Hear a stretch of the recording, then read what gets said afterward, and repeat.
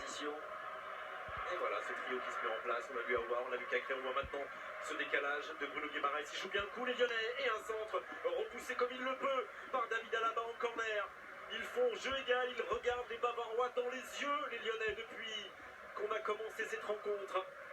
Ils font un bon début de match parce qu'ils ne se contentent pas simplement que de défendre. Dès qu'ils récupèrent le ballon, ils prennent des risques avec cette passe qui vient casser les lignes et qui offre des solutions aux attaquants de l'OL et qui mettent en difficulté la défense du Bayern qui n'est pas très sereine depuis le début de ce match. Memphis Depay en retrait, c'est recentré et Neuer à s'en saisir, il préfère mettre les 2 points. Le capitaine munichois. Et on ne retrouve pas pour l'instant, on joue que depuis 9 minutes, Vicente, mais la précision dans les passes qu'on avait vu côté Bayern face à Barcelone par exemple.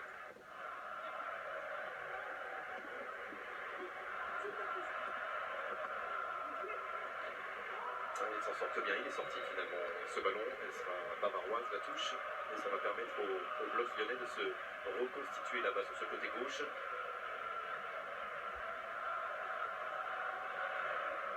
C'est Marcelo Lippi, le légendaire coach italien, qui résumait le projet lyonnais de façon très simple. Il disait Lyon, c'est un projet tout simple, mais absolument létal.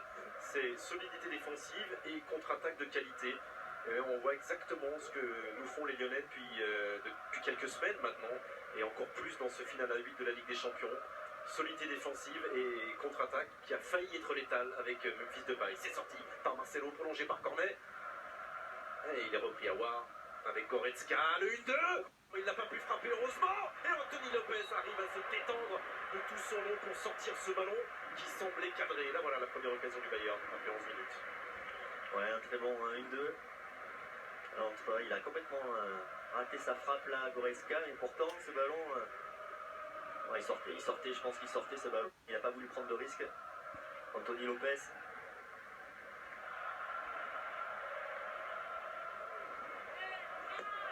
C'est parti avec Joshua Kimmich et qui fait du bien Anthony Lopez dans ces moments-là, de sortir comme ça, d'aller au contact et d'éloigner le danger des deux points.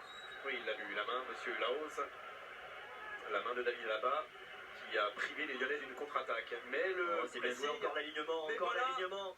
Alors il y aura 2 contre 2. S'il arrive à centrer ce ballon, il va travailler là-bas, Memphis Depay. Le premier passement de jambe, elle est frappée. Et c'était pas un centre, et c'était malheureusement pour Depay pas une frappe cadrée non plus. Et encore une fois, un alignement aléatoire de la défense du Bayern, mais ce ballon là qui passe pas très loin de la tête de Toko Ekambi. Ah, bien sûr qu'il est capable de frapper ce ballon directement. Memphis Depay, c'est ce qu'il a essayé de faire, semble-t-il. Je crois Vicente, ça ressemblait plus à un tir qu'à un centre. Ouais. Si c'est un centre, il était très tendu. Je pense qu'il aurait voulu fermer un peu plus sa frappe. Oui.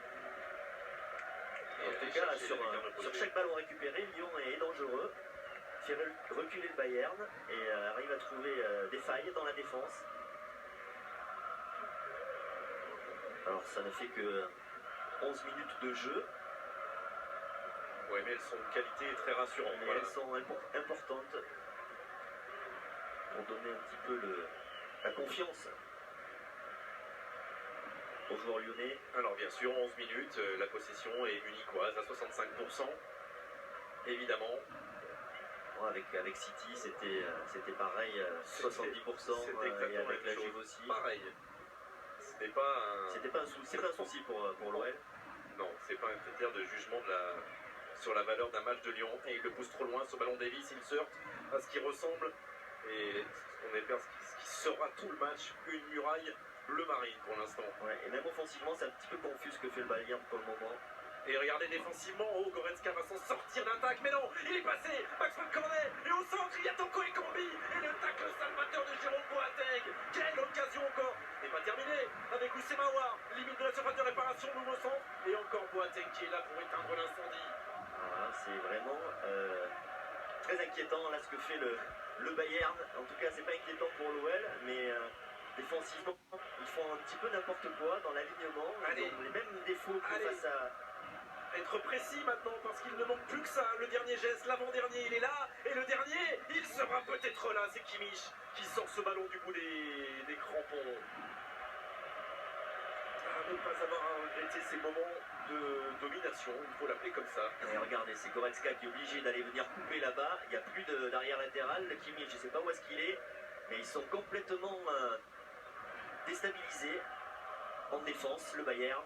Et c'était encore une opportunité intéressante pour l'OL. Et heureusement que le Bayern a retrouvé un bon Boateng depuis quelques mois. Lui aussi était en grande difficulté dans sa carrière et Flick l'a complètement relancé. Et comme il a relancé Müller aussi. Oui, il faut le meilleur Boateng pour faire ses interventions là. Il avait deux possibilités.